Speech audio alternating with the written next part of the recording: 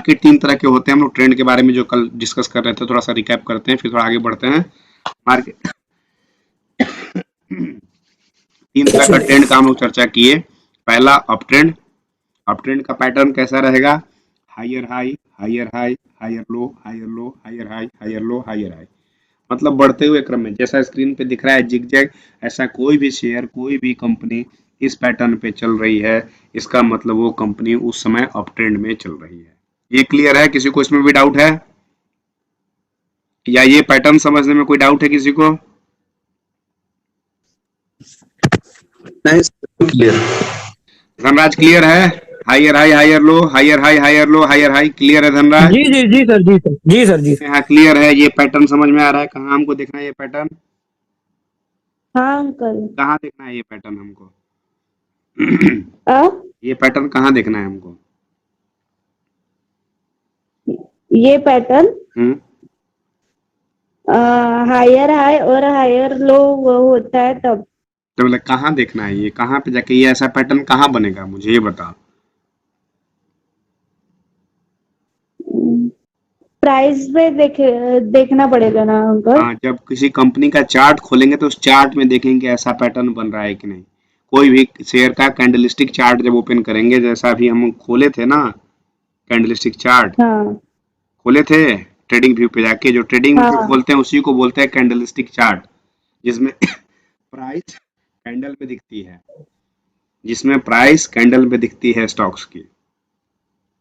ठीक है, तो उस चार्ट पे जाके देखना पड़ेगा कि ऐसा पैटर्न बन रहा है कि नहीं, ऐसा higher high, higher low, higher high, higher low का पैटर्न बन रहा है कि नहीं। अगर ये बन रहा होगा तो इसका मतलब क्या कि जिस स्टॉक का उस समय तुम चार्ट देख रहे हो कैंडलस्टिक चार्ट, वो शेयर उस समय अप ट्रेंड में है। क्लियर है यहाँ तक? हाँ अगर किसी कंपनी का चार्ट हम देख रहे हैं और वो अप ट्रेंड में नहीं दिख रहा है, अगर वो ऐसा दिख रहा है लोअर लो, लोअर हाई, लोअर लो, लोअर हाई, लोअर लो, लोअर हाई, मतलब गिरते क्रम में दिख रहा है, इसका मतलब क्या कि वो स्टॉक डाउन ट्रेंड में है, वो स्टॉक डाउन ट्रेंड में है। क्लियर है इसमें? डाउन ट्रेंड में मतलब कि हाँ ये उसका मार्केट गिर रहा है, उस स्टॉक का मार्केट गिर रहा है, लोग उसमें खरीदना नहीं चाह रहे हैं, लोग उस स्टॉक से निकल रहे हैं। डाउन ट्रेंड का मतलब है कि लोग उसमें खरीदारी नहीं कर रहे हैं, भाग रहे हैं, निकल रहे हैं उस स्टॉक से। और जो स्टॉक अप ट्रेंड में है, इसका मतलब कि लोग उसमें कंटिन्यूअस बाई कर रहे हैं उसके share, 500 share, 1000 share, 2000 share, 10,000 share, क्योंकि जब तक किसी कंपनी के शेयर को बाई नहीं करेंगे ज्यादा लोग, उसका प्राइस ऊपर नहीं जाएगा। क्लियर है? तो जिस कंपनी के शेयर को जितने ज्यादा लोग बाई करते हैं उसकी प्राइस उतनी हाई होती चली जाती है, और जिस कंपनी के शेयर से जितने बायर्स निकलते चले जाते हैं उसकी प्राइस गिरते चली जाती है।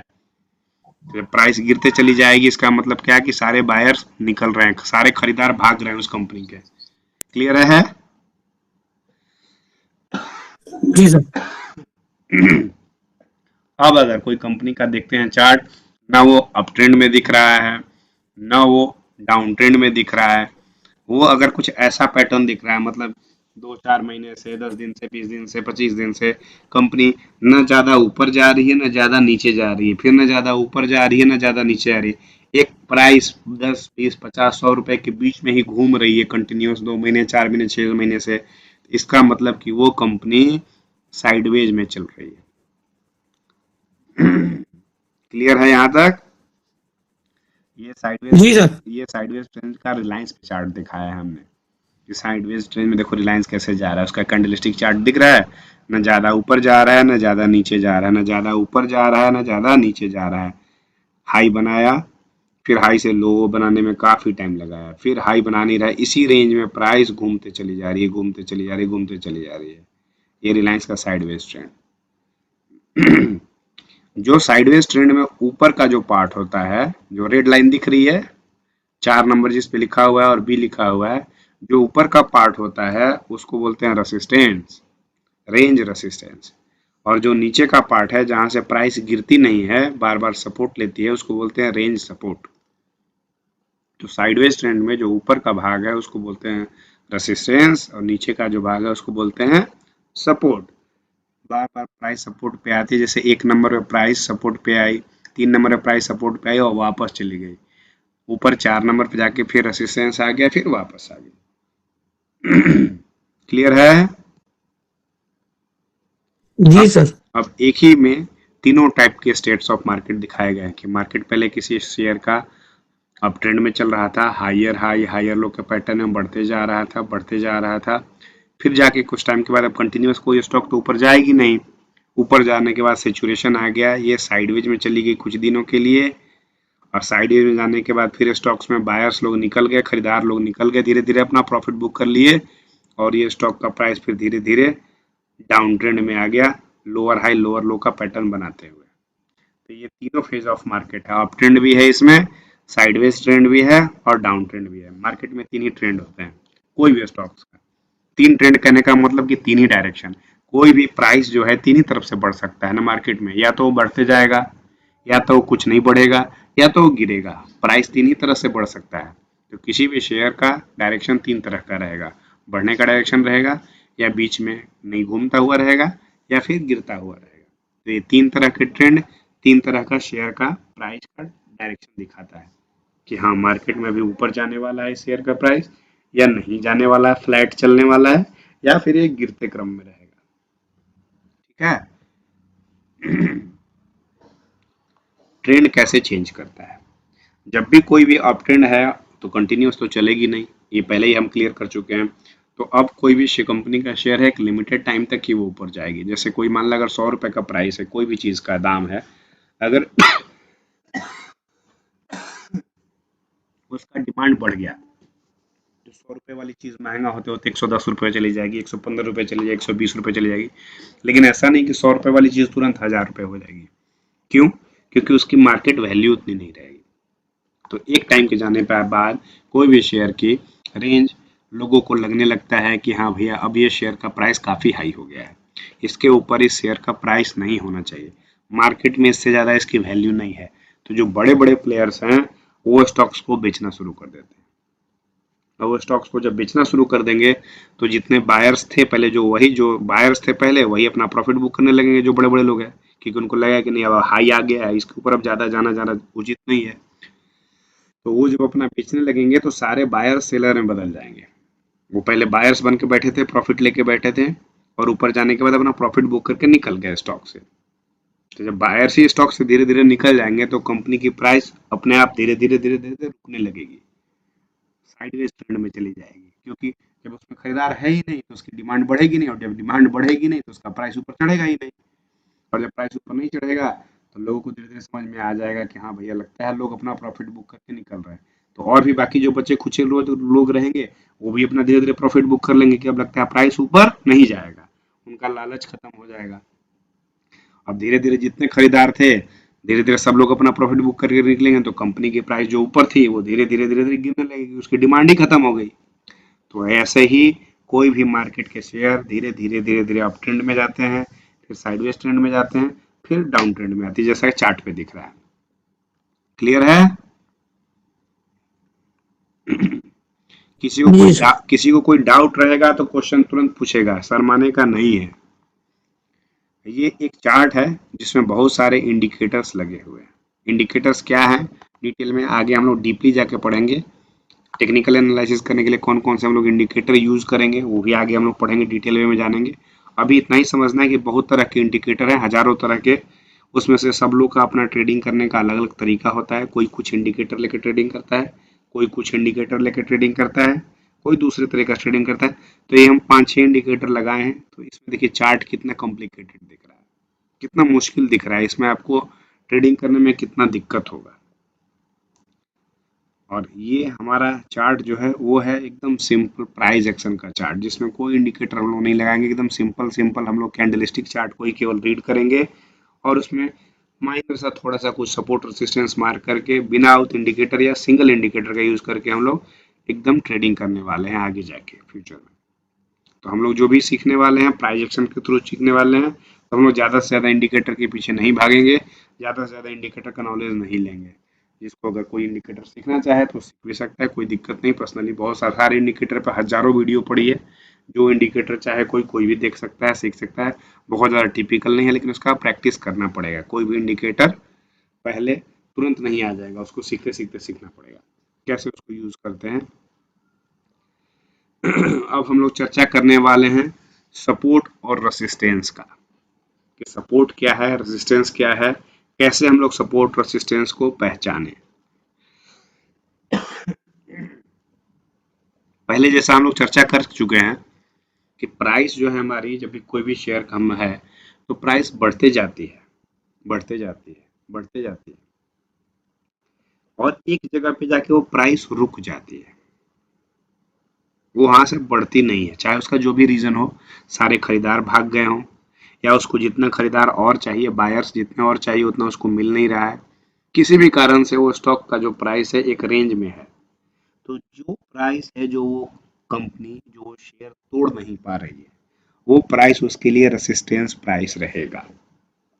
जैसे यहाँ पे देखो रिलायंस का चार्ट हम लोग लगाए हुए हैं, रिलायंस के चार्ट पे देखो एक समय है जिसमें ये प्राइस इसका 1491 रुपीज है, यहाँ पे जाने के बाद कैंडलस्टिक में प्राइस चढ़ी है ऊपर, लेकिन ये यहाँ से तोड़ नहीं पाई है, यहाँ पे 2-4 दिन घूमते हुए रही है लेकिन तोड़ नहीं पाई है, तो ये जो समय है वो रिलायंस के लिए रेसिस्टेंस है, ये जो प्राइस है उस समय रिलायंस के लिए रेसिस्टेंस का काम करे, रेसिस्टेंस मतलब जो तोड़ ना सके। तो रिलायंस का प्राइस ऊपर चढ़ा था 1000 रुपये, 1200 रुपये से 1491 रुपये तक गया, और वापस रिलायंस का प्राइस गिरते गिरते गिरते गिरते गिरते 800 रुपये पे आ गया, उसको तोड़ नहीं पाया। तो जो प्राइस ऊपर हाई पे अगर कोई भी शेयर तोड़ नहीं पाती है, उस कंपनी का वो रेसिस्टेंस होता है उस समय के लिए, क्योंकि हर समय रेसिस्टेंस बदलती रहती है और सपोर्ट बदलती रहती है, क्योंकि कंपनी का प्राइस बढ़ते घटते रहता है, और जो प्राइस जहां से कंपनी का प्राइस नीचे आने के बाद घूम जाए ऊपर जाने के लिए, मतलब जहां से प्राइस और नीचे ना जाए, उसको बोलते हैं सपोर्ट, सपोर्ट एरिया। जैसे सपोर्ट पे कोई चीज टूटता नहीं है, वैसे सपोर्ट पे प्राइस नीचे जाती नहीं है, तो वो जो प्राइस का एक रेंज रहेगा उसको सपोर्ट जोन बोलेंगे या सपोर्ट एरिया बोलेंगे या सपोर्ट बोलेंगे। जैसे इस चार्ट के सामने देखो 850 के आसपास का रिलायंस का जो एरिया है सपोर्ट का एरिया है, जहां मेरा कर्सर दिख रहा होगा स्क्रीन पे, इसके नीचे प्राइस गई नहीं है। क्लियर है स्नेहा? सपोर्ट रेजिस्टेंस कुछ समझ में आ रहा है? हाँ अंकल। चार्ट पे दिखाता हूँ थोड़ा सा इसको और क्लियरिफाई करने के लिए, क्योंकि ये स्लाइड है, स्लाइड पे ज़्यादा एडिट नहीं होगा, चार्ट पे दिखाता हूँ कैसा मैं बोल रहा हूँ।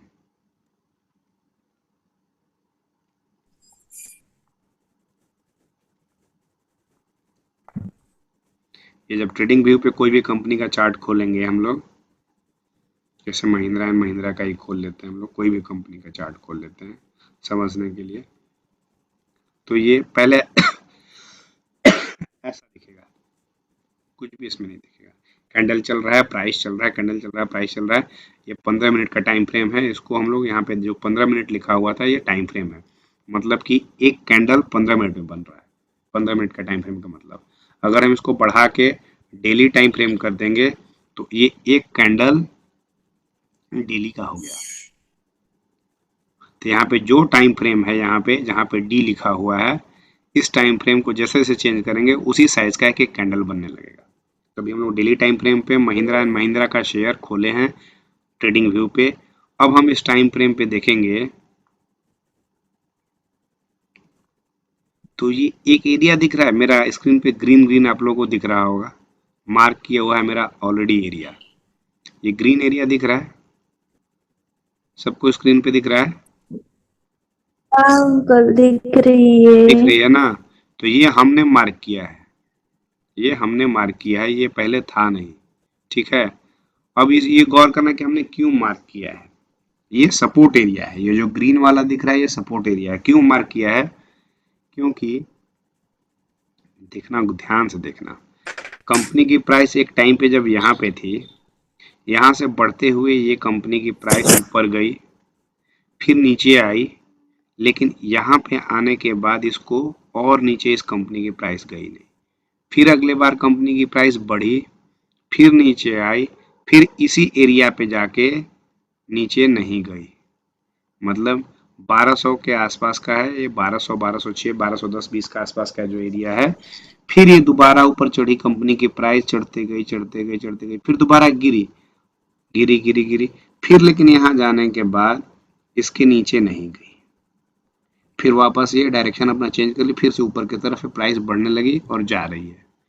तो ये बार बार जो इस एरिया पे आ रही है कंपनी, और ऐसा यहाँ पे क्या है कि इसके नीचे नहीं जा रही। जब प्राइस गिर रही थी तो गिरते गिरते नीचे चला जाना चाहिए था। पहला बार नहीं गया, हो सकता है दूसरा बार भी जब गिर रहा था तो गिरते गिरते नीचे चला जाना चाहिए था। तीसरा बार जब गिर रहा था तो गिरते गिरते नीचे चला जाना चाहिए था। लेकिन ये नीचे नहीं गया, इधर ही से वापस हो गया। समझ में आ रहा है स्नेहा? तो ये जो एरिया हाँ है अंकल। इस स्टॉक के लिए सपोर्ट एरिया हो गया। क्या हो गया? Support area. मतलब इसको तोड़ नहीं पा रही है। ये जो 1200 का प्राइस है महिंद्रा एंड महिंद्रा शेयर के लिए सपोर्ट प्राइस है। इसके ऊपर ही बार बार प्राइस। साइड हम्म, ये साइड वे है ना अंकल? ये साइडवेज चल रहा है इसको अभी। साइड वे कह सकते हैं ना? हाँ साइडवेज कह सकते हैं, लेकिन चल रहा है थोड़ा थोड़ा साइडवेज में। ऊपर का टॉप लगभग लगभग बराबर रहना चाहिए, फिर भी उतना जल्दी बराबर नहीं मिलता है, लेकिन ये प्राइस उसी के आसपास है। बोल सकते हैं कि ये अगस्त से लेके लगभग लगभग और दिसंबर तक अभी साइडवेज ही चल रहा है। 3-4 महीने में 1200 से लेके 1300 के आसपास घूम रहा है, 100 रुपए में ही।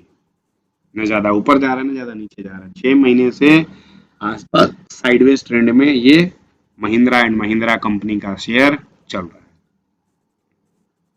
तो जो एरिया को नीचे से ब्रेक नहीं कर पाता है वो एरिया उस शेयर का सपोर्ट एरिया होता है, सपोर्ट प्राइस होता है। हर एक कंपनी का सपोर्ट प्राइस अलग रहे, क्योंकि हर एक कंपनी अलग अलग टाइम फ्रेम पे अलग अलग समय पे अलग अलग प्राइस पे चल रही है।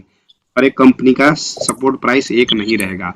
उस चार्ट पे, उस कंपनी के चार्ट पे हमको जाके मार्क करना पड़ेगा। सपोर्ट क्यों मार्क करना है? क्योंकि वहीं से प्राइस घूम जाती है ऊपर के लिए। तो सपोर्ट पे अगर हम बाई करेंगे तो हम प्रॉफिट में रहेंगे, क्योंकि उससे नीचे तो उस कंपनी का प्राइस जाएगा नहीं, और हम वहां पे बाई करेंगे और हाई जब जाएगा तो वहां पे बेच के अपना प्रॉफिट बुक करेंगे। जैसे एग्जांपल के लिए इसी कंपनी में देख लिया जाए तो हम 1200 रुपए पे अगर महिंद्रा एंड महिंद्रा का शेयर बाई करते, एक शेयर लेते और 1 महीने के बाद 1300, 1350, 1360 पे जाके बेचे तो हमको एक कंपनी के शेयर पे 150 रुपए का प्रॉफिट होता। क्लियर है स्नेहा? हाँ अंकल। कोई डाउट है तो पूछो जल्दी से। नहीं नहीं, कुछ भी डाउट नहीं है। तो सपोर्ट समझ में आ रहा है? सपोर्ट एरिया क्या है? क्या है सपोर्ट एरिया?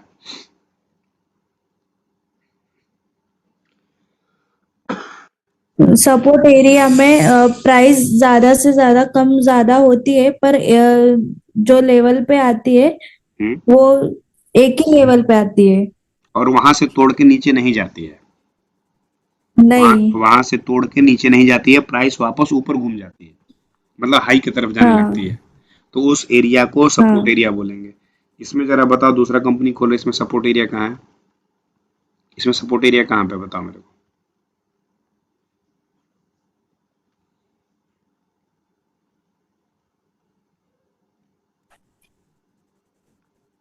नीचे में है अंकल। कहाँ पे? हमेशा से जो सपोर्ट एरिया देखना है वो करंट प्राइस से देखना है। अभी करंट प्राइस जो है बजाज फाइनेंस लिमिटेड छह का, हजार पाँच सौ पंद्रह पे। हाँ, तो इसके आसपास का देखना है कि कोई सपोर्ट एरिया है कि नहीं। ये नीचे वाला जो सपोर्ट एरिया था जो बड़ा सा दिख रहा है, ये 6 महीना पहले के लिए था। मैं बार बार बोल रहा हूँ, महीना दर हाँ महीना जैसा जैसा प्राइस चेंज करेगा सपोर्ट एरिया चेंज करते चला जाएगा। तो आपको बार बार सपोर्ट एरिया धीरे धीरे चेंज करना पड़ेगा, खुद को डेली अपडेट करना पड़ेगा। अभी जो प्राइस चल रहा है उसके हिसाब से 6515 ही सपोर्ट एरिया है। क्यों? क्योंकि यहाँ देखो पीछे आया था यहाँ पे, तो यहाँ से वापस चला गया था बाजार। कि यहाँ पे देखो घूमने का चांस देखो दिख रहा है। बजाज फाइनेंस यहाँ से आया है और वापस घूम के जाने वाला है। यहाँ पे बाई का जोन बन रहा है बजाज फाइनेंस लिमिटेड में। दिख रहा है सबको? तैयार हो जाओ बजाज फाइनेंस लिमिटेड को लेने के लिए।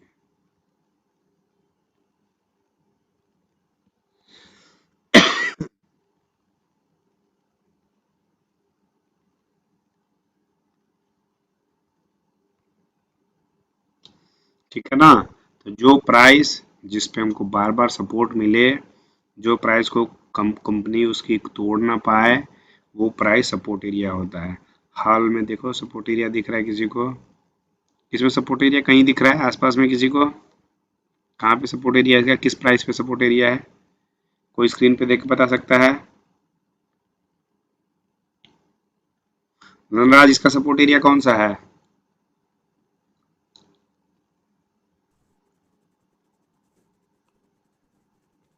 एक मिनट सर।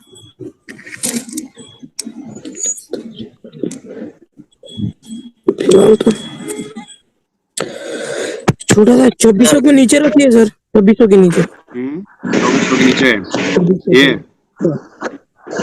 ऐसे थोड़ा ऊपर, क्योंकि अभी वहां से तो ये नीचे से बड़ा ही है, क्योंकि ये हाँ 2600 रखनी है। तो 2630 उसके ये कैंडल के लास्ट पे रख दीजिए ना सर स्टॉक। कौन सा कैंडल क्लास यहाँ पे? हाँ बस थोड़ा नीचे, तो उसी के आसपास मान के चलिए, हाँ उसके आसपास, 2620 के आसपास। हाँ हाँ चले। ये आगे जाके डिटेल में हम लोग समझेंगे कैसे मार्किंग करेंगे, और उसके लिए कंटिन्यूस मार्किंग करना पड़ेगा स्नेहा, तब जाके समझ में आएगा कि कंपनी का सपोर्ट कैसे निकालते हैं। लेकिन पहले लाइन खींचने आना पड़ेगा कि लाइन कैसे खींचते हैं, कहाँ खींचेंगे, कैसे कंपनी का सपोर्ट निकालेंगे। लेकिन सपोर्ट निकालना जरूरी है, उसी तरह से रेसिस्टेंस भी निकालना जरूरी है। रेसिस्टेंस निकालने से हमको पता चलेगा कि ये प्राइस कहाँ पे जाएगा, ये प्राइस कहाँ पे जाएगा। रेसिस्टेंस जब हम निकालेंगे तो हमको पता चलेगा। जैसे इस टाइम पे एक एग्जांपल के तौर पे, जब हम प्राइस मान लो यहाँ पे है, अभी हमारे पास 24 अगस्त 2022 का देख लो, हिंदुस्तान एरोनॉटिकल्स इंजीनियर का है। ये प्राइस यहाँ से चलना शुरू हुआ, यहाँ से स्टार्ट हुआ 2200 से, और ये जाने के बाद 2600 से जाके रिटर्न आ गए। तो ये जो 2600 का प्राइस है, ये उस समय के लिए रेसिस्टेंस हो जाएगा। जहां से प्राइस घूम जाती है वो प्राइस उसके लिए रेसिस्टेंस हो जाती है, और जहां से प्राइस चढ़ना शुरू कर जाती है वो सपोर्ट प्राइस होती है। ठीक है, क्लियर है स्नेहा? हाँ अंकल। तो क्लियर ये है कि कहाँ से सपोर्ट है, कहाँ से रेसिस्टेंस है, ये क्लियर होना जरूरी है। जहां से प्राइस नीचे नहीं जा पाए वो सपोर्ट है, और ऊपर में जहां से प्राइस रिटर्न आ जा रही है वो रेसिस्टेंस है। इतना समझ में आ गया है? उसके बाद बाकी सपोर्ट रेसिस्टेंस पे डिटेल करेंगे तो और ज्यादा क्लियर आएगा समझ में। अभी ब्रीफ में चलते हैं, शॉर्टकट में, उसके बाद डिटेल में सपोर्ट रेसिस्टेंस के बारे में चलेंगे कि कैसे सपोर्ट रेसिस्टेंस को आइडेंटिफाई करेंगे। जहां से प्राइस बार बार ऊपर चली जा रही है वो सपोर्ट रहेगा, और जहां से प्राइस नीचे चली जा रही है वो रेसिस्टेंस रहेगा। अब एक नया इसमें कॉन्सेप्ट आता है फ्लिप सपोर्ट का। अगर कोई रेसिस्टेंस है और रेसिस्टेंस को प्राइस तोड़ के ऊपर चली जाती है, रेसिस्टेंस है उसको प्राइस तोड़ के ऊपर चली जाती है, और वापस आने के बाद उसको तोड़ नहीं पाती है, तो वो एरिया बन जाता है फ्लिप सपोर्ट। जैसे यहाँ मेरा कर्सर दिख रहा है स्क्रीन पे, ये एरिया है फ्लिप सपोर्ट रिलायंस के लिए। रिलायंस का पहले प्राइस 1400 था, 1400 से बढ़ते हुए 1600 हो गया, 1600 से वापस नीचे गिरते गिरते आया, फिर 1400 1500 पे, 1500 के बाद रुक गया, वापस फिर ऊपर चला गया। तो ये 1500 का जो प्राइस है ये फ्लिप सपोर्ट रिलायंस के लिए हो जाएगा। जो ये नीचे वाली ग्रीन लाइन दिख रही है सबको, ये पहले रेसिस्टेंस था। पहले रिलायंस जब नीचे से आ रही थी प्राइस इसको तोड़ नहीं पा रही थी, बहुत दिन से इसके पास में रुकी हुई थी, फिर एक बार तोड़ी, लेकिन फिर से वापस नीचे आ गई, फिर नीचे कंटिन्यूस 8-10 दिन नीचे रही, फिर दोबारा जब तोड़ा इसने और वापस आके जब रिटेस्ट किया तो इस प्राइस को तोड़ नहीं पाया। तो यहाँ पे जाने के बाद 1500 के बाद रिलायंस के लिए यही प्राइस जोन 1500 का फ्लिप सपोर्ट बन गया, और उसके बाद फिर रिलायंस का शेयर का प्राइस ऊपर चलते गया 1800 तक चला गया।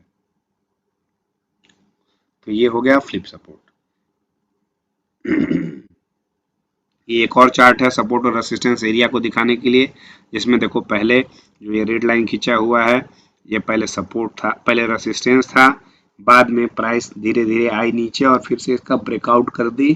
ब्रेकआउट करने के बाद फिर प्राइस कुछ दिन तक ऊपर घूमते रही, फिर आके जब रिटेस्ट की तो इससे प्राइस ब्रेक नहीं हुआ, यहाँ प्राइस से नीचे कैंडल नहीं गई, फिर दोबारा आया, फिर तोड़ के नीचे नहीं जा पाई, फिर तीसरे बार भी आई, फिर भी तोड़ के नहीं आई। तो इसका मतलब क्या, नाउ रेसिस्टेंस बिकम सपोर्ट। मतलब ये जो एरिया था जो पहले रेसिस्टेंस था अब बदल के सपोर्ट आ गया, क्योंकि ये प्राइस तोड़ नहीं पाई और फिर अगले बार प्राइस बढ़ते बढ़ते बढ़ते बढ़ते चली गई काफी हाई तक। फिर वहां जाने के बाद ये प्राइस 5-6 दिन मूवमेंट एक ही जगह पे रही, नहीं तोड़ पा रही थी, फिर ब्रेकआउट हुआ, फिर प्राइस ऊपर गई, फिर नीचे आके 2-3 बार रिटेस्ट की, वापस उस प्राइस को तोड़ नहीं पाई और फिर अगला हाई लगाई। तो ऐसा बार बार अपना कोई भी कंपनी प्राइस सपोर्ट और वो चेंज करते रहती है, सपोर्ट बढ़ते रहता है ऊपर और रेसिस्टेंस भी सपोर्ट बनते रहता है, क्योंकि रेसिस्टेंस जो होगा वही आगे जाके फ्लिप सपोर्ट बन जाएगा कंपनी में ब्रेकआउट होने के बाद और रिटेस्ट करने के बाद। तो हम लोग बार बार देखेंगे, सपोर्ट मार्क करेंगे, रेसिस्टेंस मार्क करेंगे, अगर ब्रेकआउट होकर रिटेस्ट करेगा तो वही रेसिस्टेंस उसके लिए सपोर्ट बन जाएगा और फिर हम अगला रेसिस्टेंस मार्क करेंगे। जैसे इस केस में सबसे पहले हम नीचे का रेसिस्टेंस मार्क सपोर्ट मार्क किए थे, ऊपर का रेसिस्टेंस मार्क किए थे, फिर अब जब कंपनी इसका ब्रेकआउट करके रिटेस्ट कर दी तो अब ये नीचे वाले सपोर्ट का वैल्यू खत्म हो गया, अब उसके लिए जो बीच वाला है वही इसके लिए फ्लिप सपोर्ट बन गया। फिर यहाँ से कंपनी आई, नीचे से कुछ दिन घूमते रही, फिर इसका भी जब ब्रेकआउट हो गया और फिर आके प्राइस रिटेस्ट की, तब अब ये भी सपोर्ट खत्म हो गया। अब अगला सपोर्ट बन गया इसके लिए तीसरा लाइन इसके लिए बन गया फ्लिप सपोर्ट, जो कि पहले रेसिस्टेंस था। तो रेसिस्टेंस हमेशा जो प्रायर रेसिस्टेंस जो पहले रेसिस्टेंस रहता है वही जाके बाद में सपोर्ट बन जाता है ब्रेकआउट होने के बाद, और फिर प्राइस साइडवेज में काफी दिनों तक चली गई और फिर प्राइस ऊपर ही रही। चार्ट पे देखे क्लियरली समझ में आ रहा है लोगों को? तो आज हम लोगों ने देखा कैसे सपोर्ट और रेसिस्टेंस कितना महत्वपूर्ण है, कहाँ पे प्राइस आके उसका रेस्पेक्ट करता है, कहाँ पे जाने के बाद प्राइस रेसिस्टेंस को तोड़ देती है, फिर रिटेस्ट करती है और वही रेसिस्टेंस बन जाता है फ्लिप सपोर्ट। तो आज का यही रहेगा, आप लोग सपोर्ट और रेसिस्टेंस पे जाके और वीडियो देखिए और डिटेल में देखिए, सपोर्ट क्या है, रेसिस्टेंस क्या है, सपोर्ट कैसे काम करता है, रेसिस्टेंस कैसे काम करता है, और उससे और अगर कोई कंपनी का अगर आप लोग चार्ट खोल रहे हैं तो ग्रुप में शेयर कीजिए, अपने लिए शेयर कीजिए। आप जितना शेयर करेंगे, ग्रुप में बहुत सारे लोग हैं जिनको और भी कॉन्सेप्ट क्लियर नहीं है, लोग डाउट के चलते पूछ नहीं रहे हैं क्वेश्चन कि हम पूछेंगे लोग क्या सोचेंगे, तो आपके शेयर करने से बाकी लोगों को भी बेनिफिट होगा। इसलिए सबसे रिक्वेस्ट है कि एकदम एकदम फ्रेश चार्ट लें, फ्रेश चार्ट पे एक simple resistance simple support mark करें, वहां पे लिख दें और फिर अगला चार्ट एक और पोस्ट करें जिसपे लिखे कि हाँ यहाँ पे सपोर्ट था, ये ब्रेक रेसिस्टेंस था, ब्रेकआउट हो गया, उसके बाद ये फ्लिप सपोर्ट बना है और ये उसका सपोर्ट बन गया, आगे का रेसिस्टेंस ये बन गया। ऐसा चार्ट पे मार्किंग करके आप लोग ग्रुप में शेयर कीजिए।